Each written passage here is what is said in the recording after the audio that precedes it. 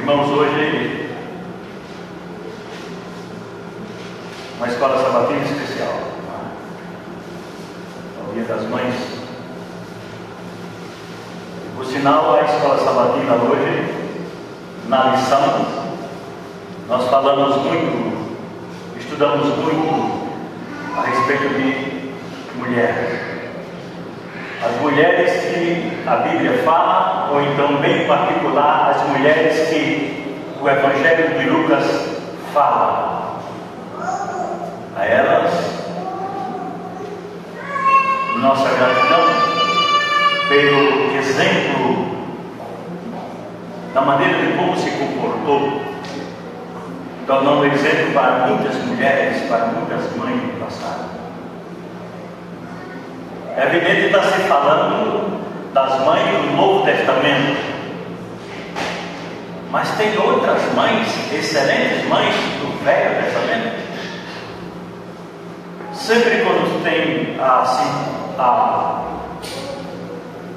a imagem de mãe, não sei porquê, vem sempre à mente a mim duas: Joquebede, mãe de Moisés, e Ana, a mãe do profeta Samuel. Mulheres, entre outras, persistentes.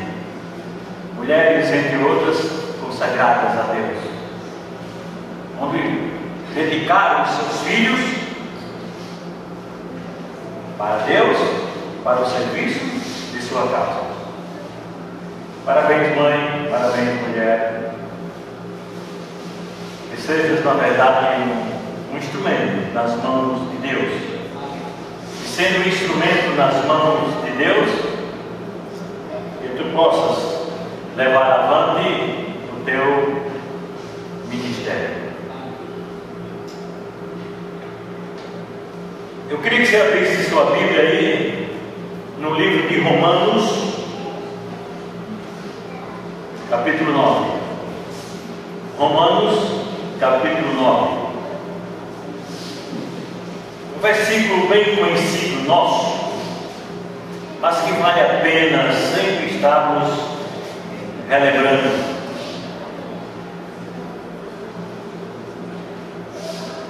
Romanos, no capítulo 9, versículo 27, diz assim: mas relativamente a Israel, dele clama Isaías, o profeta: ainda que o número dos filhos de Israel seja como a areia do mar, o remanescente é que será salvo.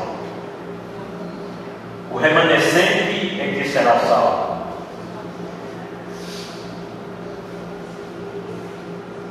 Não faz aqui a comparação do remanescente, mas faz a comparação do número dos filhos de Israel como a areia do mar. Então, acredita-se que tem uma quantidade muito grande de areia lá no fundo do mar. Mas nesta quantidade comparada aos filhos de Israel, nos é dito que somente o remanescente será salvo. Somente o remanescente será salvo. Mas no momento em que estamos vivendo, temos agora um grande conflito. E este conflito, que é esta briga, começa dentro de nós. Começa dentro de nós e se estende para a igreja, se estende para a sociedade do qual fazemos parte. O grande conflito e o remanescente. Neste grande conflito está, evidentemente, o remanescente. Queridos e amados irmãos, a mensagem de hoje é polêmica. Eu não sou o autor dela. Ela é polêmica, mas também é instrutiva. Ela é também orientadora. Ela é também uma alerta que se faz ao povo de Deus no momento que estamos atravessando momento muitíssimo especial, que requer uma certa atenção. Vai lá no criacionismo, vai lá no Diário da Profecia, principalmente essa semana, que você vê que realmente estamos numa reta final. E se por acaso nesta reta tivéssemos as placas dos acontecimentos, já estávamos vendo o clarão da glória da igreja. Amém? Pois bem, irmãos, se você não tem segurança da mensagem, se você também não é consciente, então não pregue. Se você não tem segurança da mensagem que esta igreja proclama, se você não é consciente, você também não pregue, porque com certeza ela lhe causará inquietações. Alguém vai fazer perguntas a você que você talvez não saiba nem responder. Mas existe tempo, existe oportunidade de aprender e consertar as nossas vidas. Há uma diferença aí, irmãos, do adorador ou dos adoradores e do remanescente. Há uma diferença. Segundo o autor desse sermão, o pastor Dilson Bezerra, segundo ele, passou muito tempo querendo pregar essa mensagem, mas aquilo impedia, porque ele disse que não tinha certa determinada segurança e que precisava de um maior esclarecimento. Um teólogo dizendo isso, avalie você. Pois bem, irmãos, a mensagem de hoje é: se a igreja adventista é remanescente, ela não pode ser Laodiceia. Você entendeu? Se ela é remanescente, ela não pode ser Laodiceia. Mas aí vem a pergunta: somos remanescentes ou Laodiceia? Vem a pergunta. Porque na verdade, e que fique bem claro,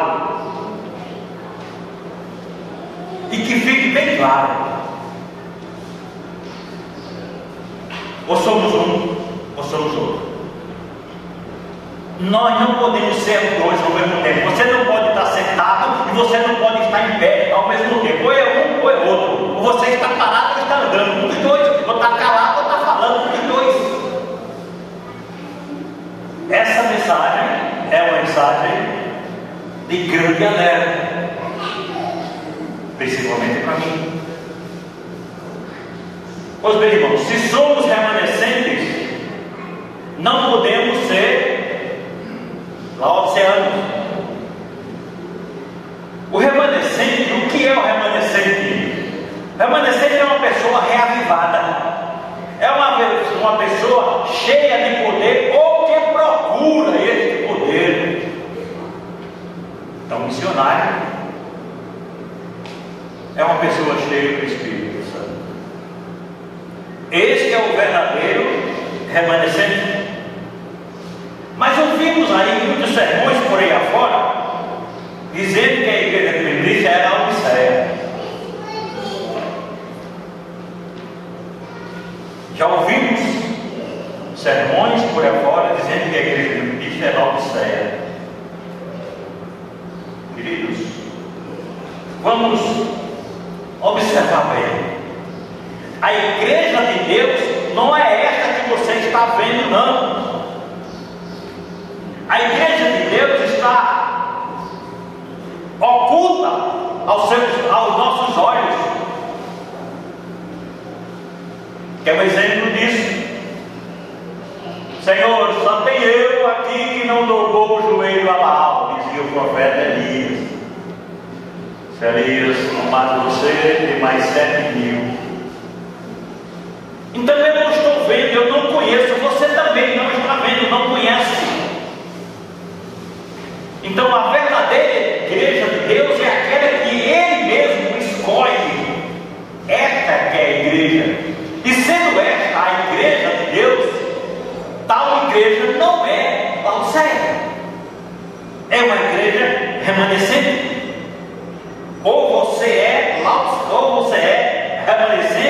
ou então laodiceano, um dos dois. As duas coisas ao mesmo tempo não pode ser. São dois polos diferentes, irmãos, e opostos entre si. Não sei se você parou para pensar nisso.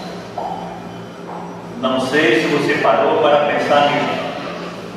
Opostos entre si. O conceito de remanescente está em toda a Bíblia.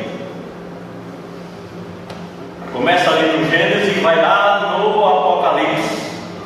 No Gênesis e vai lá no Apocalipse. Por favor, Gênesis 6.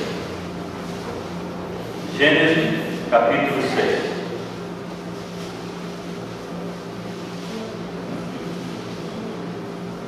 Gênesis capítulo 6, no versículo 9, ele vê assim: eis a história de Noé. Noé era homem justo e íntegro. Entre os seus contemporâneos, Noé andava com Deus. Então veja só, Deus pode dizer isso com você. Eu não quero aqui mencionar o nome de ninguém, mas Ele pode realmente dizer isso com você. Fulano é uma pessoa justa. Fulana é uma pessoa justa. E essa pessoa que é justa no século 21 anda com Deus no meio dos seus contemporâneos. Tal pessoa é um remanescente. A exemplo aqui, Noé. Agora passa só uma folha no capítulo 7. No capítulo 7, versículo 23, diz assim: 7, 23. Assim foram exterminados todos os seres que havia sobre a face da terra, o homem e o animal, os répteis e as aves do céu, foram extintos da terra. Ficou somente Noé e os que com ele estavam na arca. Então, no meio de uma grande população,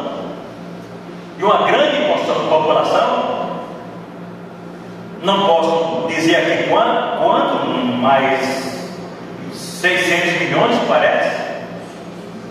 Então, no meio de tanta gente, apenas 8 pessoas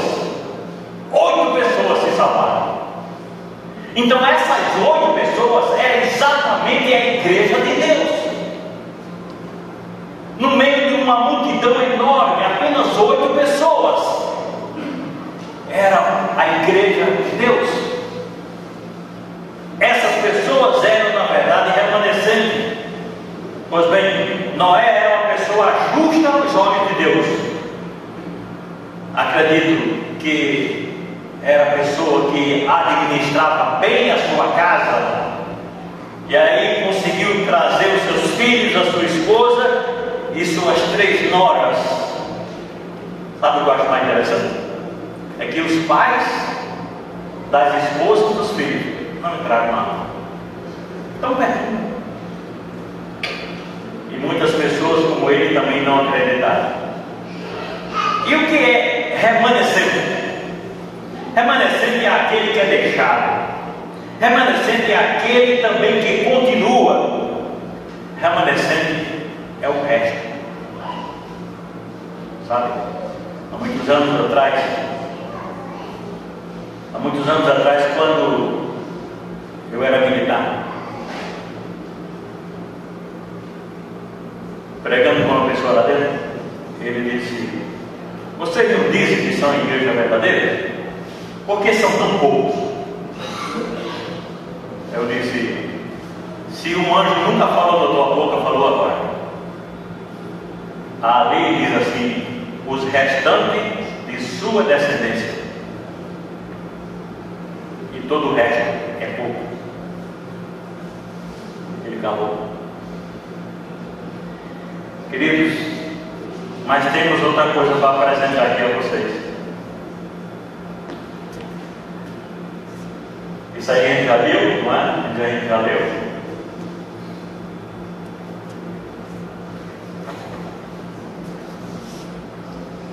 história antiga, observe isso aqui. Na história antiga, era considerado a lei do mais forte. Não existia lei ou república para limitar as ações da sociedade. Se um rei cobiçasse a terra de outro, invadia o reino, destruindo a todos, incorporando as terras conquistadas às suas. Era destruído a todos, porque se ficasse apenas um, poderia surgir outra geração e no futuro fazer novo combate.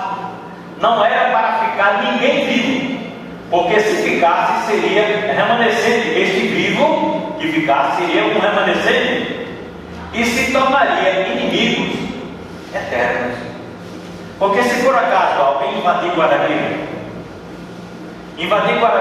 e matar todas as pessoas e ficar apenas um casal,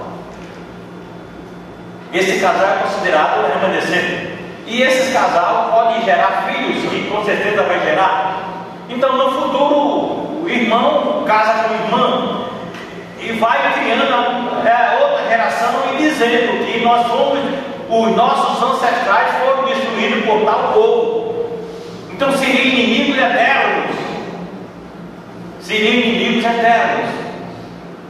O remanescente é aquele que sobe. Pois bem, após a guerra, a pergunta do rei era a seguinte: ficou alguém vivo?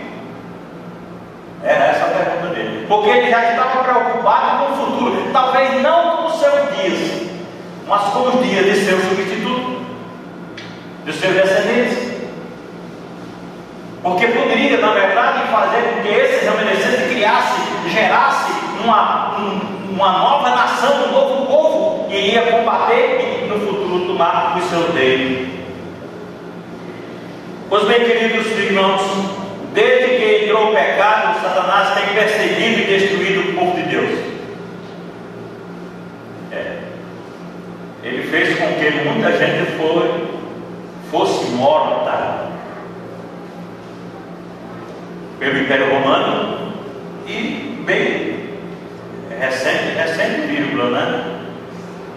Na Idade Média, ali nós tínhamos, média e moderna, nós tínhamos ali o Tribunal da Santa Inquisição, e de santo não tinha nada. Então, só o nome, sim, como você está dizendo. Então, muitas pessoas foram mortas. Ali, exatamente os remanescentes, os valdenses, por exemplo, eram remanescentes que foram extintos mesmo, foram destruídos. E agora, em pleno século XXI, nós temos essa oportunidade de ser um dos remanescentes, de dar continuidade o que Deus quer, para que sejamos luz onde quer que sejamos. É uma responsabilidade muito grande para cada um de nós. Vou dizer, Deus tem preservado o seu remanescente. Veja só, Deus tem preservado o seu remanescente para que possa Ele mesmo dar continuidade. Quando se diz aqui que Deus tem preservado o seu remanescente, é porque somente Ele sabe quem é o seu verdadeiro adorador. Pelo fato de virmos à igreja, não quer dizer que somos remanescentes. Pois bem, Elias foi remanescente. Noé, Jeremias, Daniel, seus companheiros, e o próprio Jesus foi um verdadeiro remanescente, onde ele conviveu numa sociedade corrompida, numa sociedade em que as pessoas viviam muito mais para si, viviam materialmente falando, do que para com Deus. Pois bem, essas pessoas eram homens que estavam firmes. Eu estou falando dos remanescentes, eram firmes diante da apostasia nacional. Não se deixava levar por ondas de insinuações. Não. eram pessoas firmes que muitos deles deram a sua vida em favor desta causa. Pois bem, Jesus veio revelar a glória do Pai e tornou-se nosso exemplo e requer isto de nós nesses últimos dias. Assim como Ele veio revelar a glória do Pai, Ele quer que nós venhamos a refletir o caráter dele, que é exemplo, o verdadeiro exemplo do Pai. A vida do remanescente, queridos, ela é centrada em Cristo. Ela é centrada em Cristo. Ela olha só para os ensinamentos de Cristo, procura viver os ensinamentos de Cristo, e com isso passa a ser luz para uma sociedade totalmente adversa ao ensino da palavra de Deus. Pois bem, vamos ver o que diz ele aqui. O remanescente reflete a glória de Cristo e não a glória do mundo. Mas no comportamento de alguns, agora vai tocar no meu calo, mas no comportamento de alguns irmãos vemos atitudes e ações que não são compatíveis com a fé que professa. Neles são refletidos a glória do mundo e não a glória de Cristo. Este é um mal sério para estes últimos dias, porém ainda é consertado. Queridos, essa mensagem, primeiramente eu quero para mim. Eu quero para mim. Que ela ainda vai continuar em outras ocasiões. Esse sermão apenas tem um pedaço. Então olha, irmão, diz aqui bem claro, de alguns irmãos vemos atitudes e ações que não são compatíveis com a fé que professa, aquilo que prega, mas diz ainda que no tempo que nós estamos vivendo, há tempo de se consertar, há tempo, ainda temos a oportunidade. A porta da graça ainda não fechou. E por não estar fechada, é uma bênção que Deus nos dá. É como diz lá na carta de Pedro, na segunda carta de Pedro, o Senhor não demora de cumprir a sua promessa, antes Ele quer muito mais que as pessoas se arrependam. Pois precisamos de verdadeiro arrependimento dentro da própria igreja. Precisamos. Pois bem, a vida do remanescente, irmãos, ele sempre deve ter na sua mente aquela frase: que queres que eu faça? Que queres que eu faça? É uma submissão, é uma obediência. Mas a sua vida está administrada pelo Espírito de Deus. E sendo administrada pelo Espírito de Deus, ele procura fazer a vontade de Deus e não a vontade do mundo. Como adventistas, acreditamos que somos chamados para uma missão especial. E se somos chamados para uma missão especial, então abracemos esta causa. Se você se considera uma pessoa especial porque foi chamada por Deus de estar aqui, venhamos a fazer o que Ele quer. O que é que você gosta de fazer na igreja? Por favor, faça. Não fique apenas, ou talvez somente, com um espírito crítico. Se tem algo para fazer, na outra aqui, eu peguei esse microfone aqui, botei. Quer dizer, se o microfone está no chão, por favor, não é preciso que alguém diga: ó, apoia cá o microfone. Você tem que tomar a iniciativa de colocar. Então, se um irmão está fazendo alguma coisa e que ele precisa de ajuda, não espere que ele peça, ofereça-se. A igreja precisa ser unida, porque se ela não for unida, ela não é forte. Se ela não for unida, ela não é forte.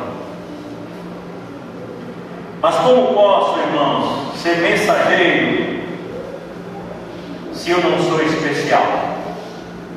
Como é que eu posso ser mensageiro se eu não sou especial?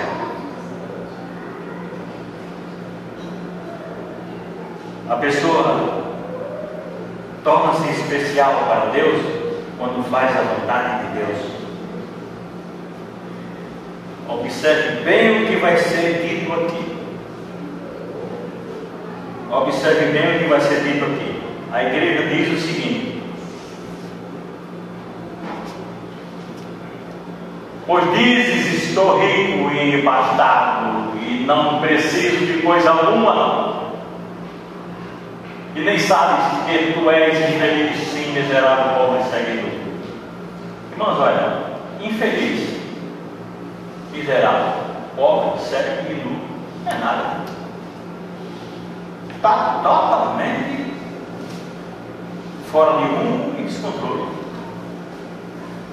Mas diz aqui: estou rico, estou abastado, eu não preciso de nada. Nós precisamos de tudo isso aqui, irmãos. De tudo isso aqui precisamos. Diz ainda aqui: aconselho. O maior de todos os conselhos foi o próprio Jesus falando isso. Aconselho. Não foi isso de uma outra pessoa qualquer. Foi o maior remanescente, diferente de todos que se compunham aquela sociedade. Aconselho que em mim compres ouro refinado pelo fogo para enriqueceres, vestiduras brancas, que é exatamente o caráter, para te vestires, a fim de que não seja manifesta a vergonha da tua nudez, o colírio para ungir os teus olhos, a fim de que vejas. Você conhece esse texto? Sabe? É quando uma pessoa critica de um comportamento do filho de um amigo, critica o comportamento do filho de uma amiga, mas que a filha também faz. Então precisa de quê? Precisa de colírio para ver. Nós precisamos de enxergarmos primeiro a nós mesmos. Como eu estou? Como eu sou? O que eu estou fazendo? Será que Deus assina embaixo dizendo que aprova? É isso, querido. Pois bem, nos é dito ainda: assim porque és morno e nem és quente nem frio, estou a ponto de vomitar da minha boca. A indiferença nem é quente e nem é frio. Assim como Jesus foi morto, as pessoas foram indiferentes à sua morte, ao seu sofrimento. A maior dor que Jesus teve foi exatamente essa, a indiferença do povo. Fizeram dele como um qualquer e colocaram ele no meio, que simboliza o pior. No meio. Pois bem, irmão, aqui diz que estou a ponto de vomitar. Ainda não vomitou. Estou a ponto, estou quase, mas ainda não vomitou. Estou a ponto de jogar fora, mas ainda você está comigo. Aconselho-te. Esta é a mensagem. E mensagem como essa, irmãos, eu só me lembro do ex-redator da Casa Publicadora, o pastor Rubem Lessa, que já está aposentado. Ele diz: a igreja precisa de sermões de alerta. A igreja precisa ser conscientizada. A igreja precisa que ela mesma reconheça os seus pecados, fraquezas e imperfeições, para que se torne um remanescente. Disse Jesus: eu repreendo e disciplino a quantos amo. Se pois zeloso, arrepende-te. Eu disciplino o quantos amo. Aí vem um apelo: ser zeloso e arrepende. Quantas pessoas ele quer salvar? Todas, queridos, todas. Deus, Ele só destruiria somente Satanás e seus anjos. Ele quer salvar a todos, porém, Ele me dá a liberdade e dá a você também a liberdade de decisão. Ele não decide por cada um de nós, não decide. Ele nos dá essa liberdade de ação. Veja ainda o que diz aqui. Eis que eu estou à porta e bato. Se é uma condição. Se alguém abrir, é uma condição. Você abre se você quiser. Se é uma condição. Se alguém abrir e ouvir a minha voz, e abrir a porta, entrarei em sua casa e serei com ele e ele comigo. Eu quero participar da vida deles. Isso é Jesus falando. Eu quero participar da vida deles, mas quero também que eles participem da minha, disse Jesus. Tenha isso como exemplo. Isso é alerta para o tempo do fim, o tempo que estamos vivendo. Estou insistindo, vai lá no criacionismo, vai lá no Diário da Profecia para você ver. E este ano que vem para o encontro dos homens é Michelson Borges. Olha, querido, estava pensando hoje de manhã, vou fazer uma lista de perguntas para ele. E vou sugerir que nesse encontro tenha perguntas e respostas. Eu vou sugerir. Pois bem, irmão, Deus está chamando a cada um de nós e está também advertindo e conscientizando. Veja o que diz o profeta Isaías. Vós que clamam no deserto, preparai o caminho do Senhor, endireitai o ermo, a vereda nosso Deus. Todo vale será aterrado, nivelado, todos os montes e oiteiros, o que é tortuoso será retificado, e os lugares escabrosos aplanados. Tudo isso são defeitos de nossas vidas. Ele quer que consertemos. Vós que clamam no deserto, era uma profecia para o futuro, mas também era uma palavra de Deus para o tempo presente, o tempo do profeta Isaías. Vós que clamam no deserto, esta voz está ecoando até agora. Esta voz está ecoando até agora, advertindo, tentando conscientizar o povo. Esse envio o meu mensageiro, que preparará o caminho diante de mim. De repente virá ao seu tempo o Senhor, a quem vós buscais, o anjo da aliança, a quem vós desejais. Eis que ele vem, diz o Senhor dos Exércitos. Está escrito aqui em Malaquias 3:1. Eis que eu envio o meu mensageiro. Qualquer um pode ser mensageiro de Deus. Qualquer um. Mas, irmãos, não seja como uma determinada pessoa. Já faz muito tempo, né? Já é até parecida. Então, essa pessoa disse: eu tenho o dom de profetizar. Muito bem. Mas depois eu relaxei. Deus não chama qualquer um assim, não. É isso. Mas olha,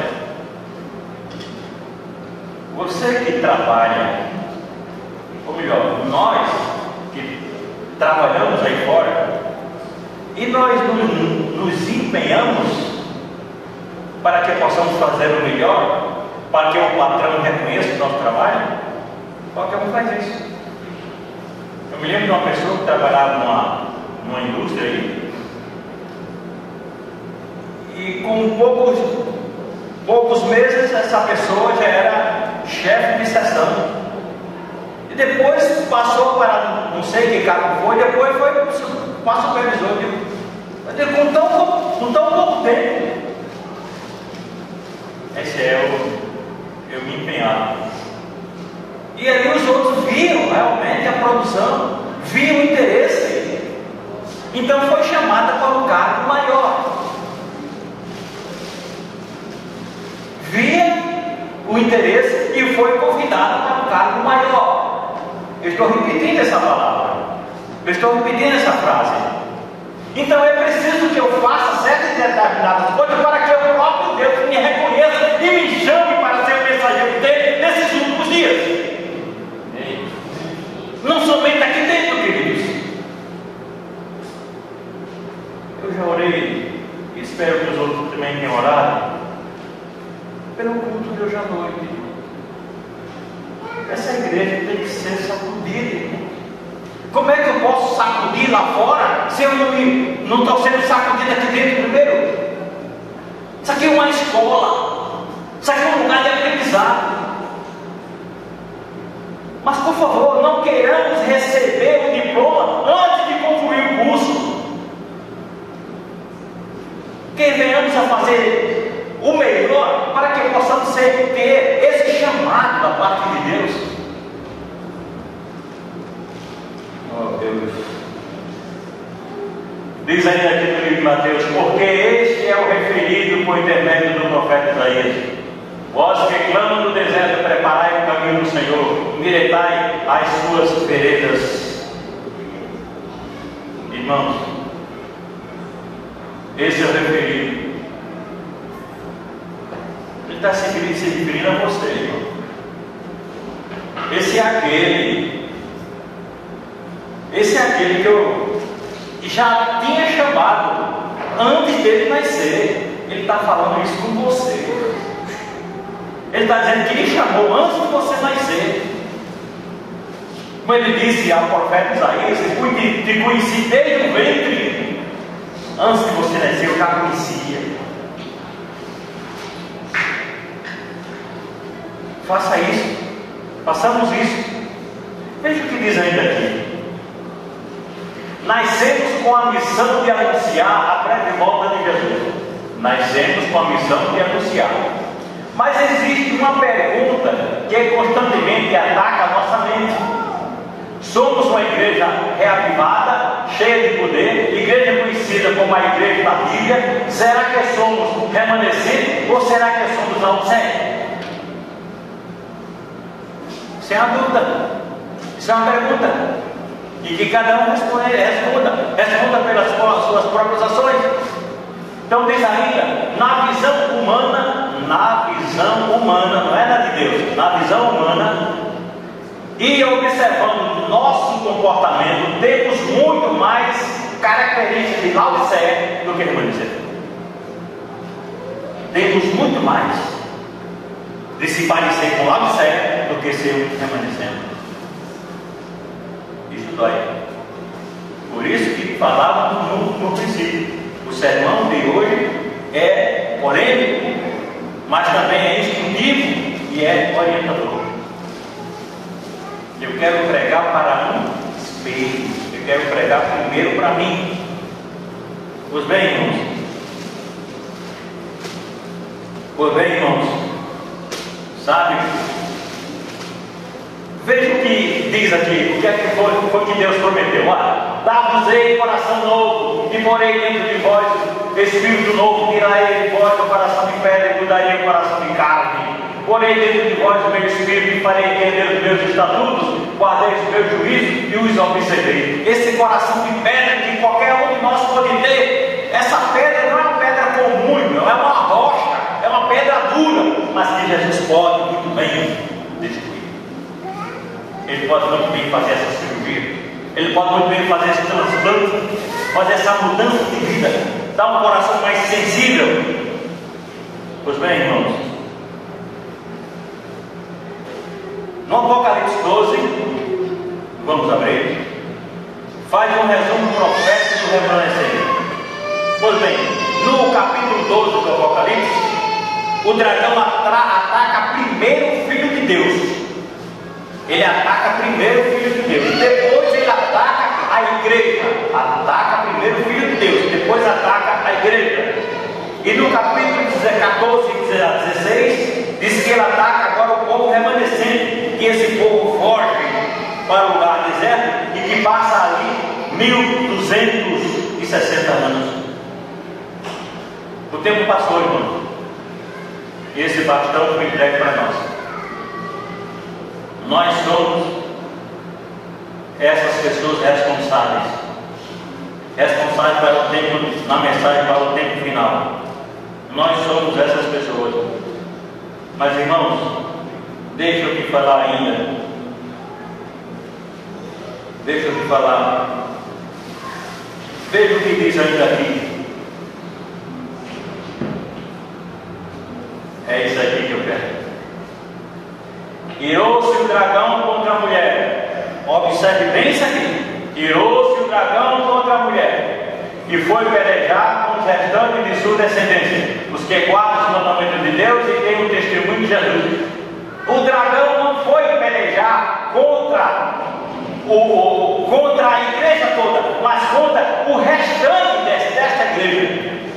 Olha o que diz aqui. Aqui não diz que foi fazer guerra contra a igreja, mas contra os descendentes dessa igreja, que é exatamente o remanescente. Ele está preocupado com aquele que está obedecendo. É isso? É nesse povo que Satanás está preocupado. Nesse povo que está obedecendo. Meus irmãos, o inimigo aqui, ele não está irado contra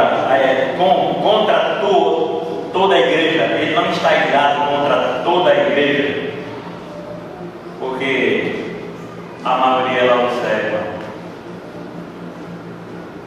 Então, se é do lado certo, está do lado dele. Se ela observa, está do lado dele. Por acaso, tem alguma frase que foi dita aqui agora que está marcando você? Eu quero dizer que, para a honra e glória de Deus, repito, para a honra e glória de Deus, uma frase que o nosso pastor disse aqui, uma frase que o nosso pastor disse aqui, aquilo ali eu trouxe para mim. Ele disse: que adianta, a frase foi a seguinte: que adianta termos bens, não aplicados para a causa de Deus, e por fim será tomado. Puxei isso para mim. Vou repetir: que adianta termos bens e não empregar na causa de Deus, e por fim será tomado. Quer dizer, que eu não utilizei para o meu próprio bem e nem para o bem da igreja. Foi tomado. Pois os bens, daqui uns dias, daqui uns anos, é mais fácil dizer daqui uns dias do que daqui uns anos, serão todos confiscados. Irmãos, mas você pode dizer, mas se eu ganhasse como o Senhor ganha, a Bíblia diz que quem é fiel no pouco é fiel no muito. E agora? Quem é fiel no pouco é fiel no muito. Então não espere ter uma quantidade, não espere nada disso, faça. Olha o exemplo daquela, e falando na escola sabatina hoje, exemplo daquela mulher que tinha duas moedas, chegou lá no gasofilácio, levava talvez o pano aí para ninguém ver. Enquanto vinha aqueles outros aí pegava as moedas, aí Jesus, olha, perdão nada, está dando que está sobrando dele. Aquela ali deu tudo que tinha. Quem é fiel no pouco é fiel no muito, irmão. Você tem sido fiel no seu dia, nas suas ofertas? Por que você não vem no horário certo de culto? Por que tu vem? Mas no trabalho você vai. Você está ali na Polo Moda. Você está pensando, agora fechou, né? Agora passou para a Aliança Moda. Vai inaugurar daqui uns dias. Foi vendido, né? Lá não tinha ponto, não. Sabe o que era lá? Digital. E todo mundo chegava lá. Digeriu. Chegar na hora, porque senão o patrão ia reclamar. Por que não fazemos isso aqui, irmão? Por que não haja esse reavivamento começando por nós mesmos, irmão? Por quê? Por que não fazemos o nosso culto em casa, irmão? Por que estamos tão displicentes? Por que estamos tão relaxados? Por quê? Que Deus nos abençoe, nos ajude e nos conscientize. Eu vou passar aqui, irmão, tem mais coisas, né? Essa é a última fila, que você mesmo leia, entendeu? As mãos de Jesus levanta, cura e salva. Pronto, já temos tudo. Já temos tudo. O que queremos?